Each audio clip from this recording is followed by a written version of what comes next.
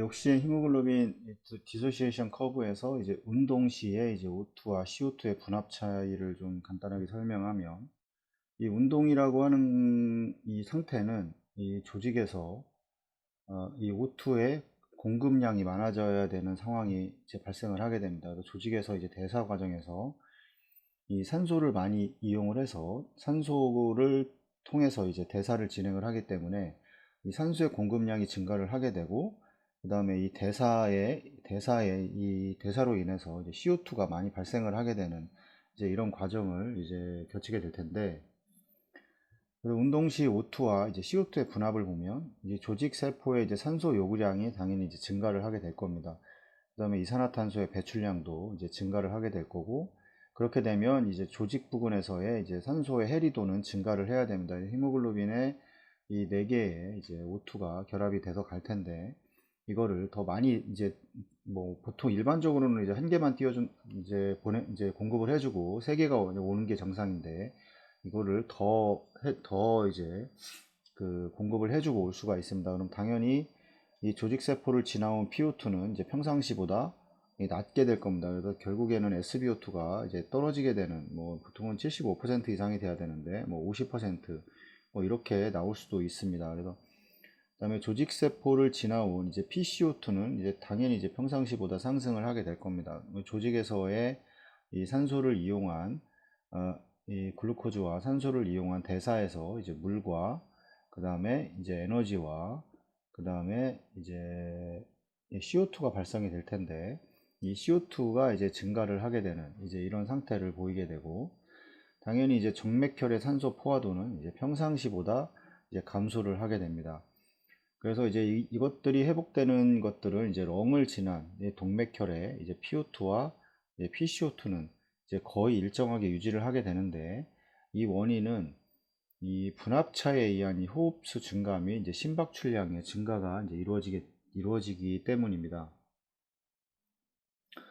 보시면 그 분압차라고 하는 거는 이 가스의 분압차라고 하는 거는 가스의 이동 속도를 나타내게 됩니다. 당연히 뭐 운동 상태, 우리가 알고 있는 이런 운동 상태에서는 이 호흡이 정상보다는 훨씬 증가를 해서 이제 CO2를 이 대기 중으로 배출을 하게 되고, 당연히 이제 O2를 더 많이, 호흡수가 빨라지기 때문에 당연히 산소도 공급을 더 많이 해주게 됩니다. 호흡 속도가 빨라짐으로 인해서. 그 다음에 이제 카디악 아웃풋 자체를 늘려서 이 그 조직에 전달되는 이 횟수도 더 많이 증가를 하게 되는 이제 그런 과정을 거치게 될 텐데, 이거는 하지만 인간 자체가 이걸 한없이 이제 끝까지 해서 계속 운동을 계속해서 할 수는 없습니다. 그래서 어느 정도의 이 O2와 이제 글루코즈를 통해서 대사를 이루어지게 되는 과정에서 이 한계점에 오게 되면 이제 O2가 감소를 하게 되고, 그렇게 되면 우리가 이제 몸에 젖산이라는 게 쌓이게 되면서 이 근육의 이제 피로도가 이제 증가를 하게 되고, 이제 더 이상 이제 이제 운동을 할 수 없는 그런 상태가 만들어지게 되게 됩니다. 그래서 이제 휴식을 취하게 되고, 휴식을 취하면서 이 우리 혈중에 이제 락테이트 레벨을 떨어뜨리게 되고, 다시 호흡도 정상으로 돌아오게 되는 이제 이런 과정을 이제 거치게 되게 될 겁니다. 그래서 이런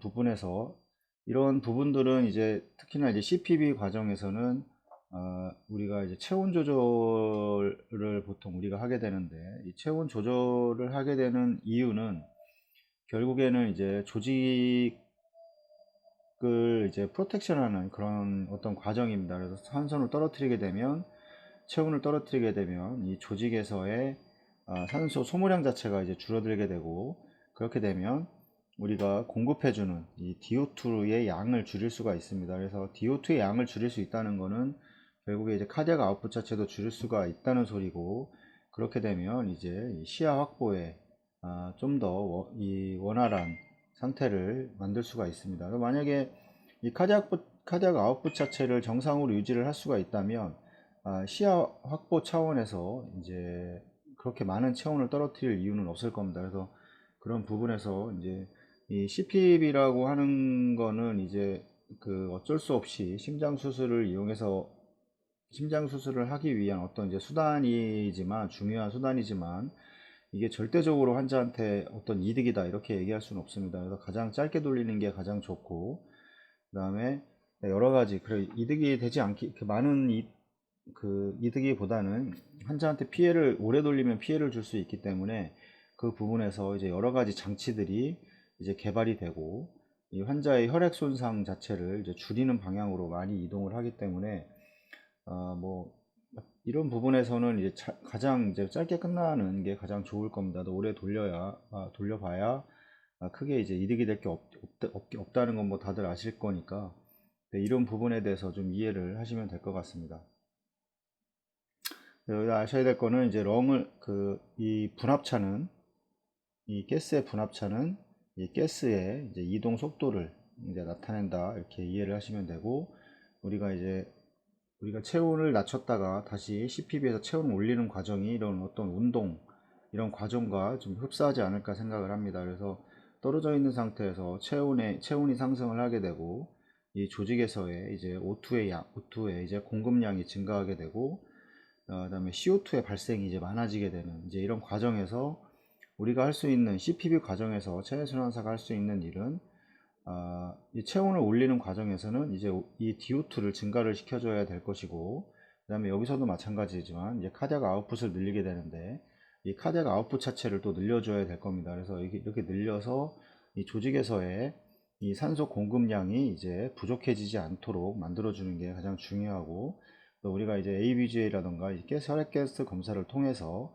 이 락테이트라던가 이런 것들의 그 수치가 증가되지 않도록 이제 만들어주는 것이 이 운동시와 이제 CPB의 이제 가장 흡사한 이제 과정이라고 할 수 있습니다.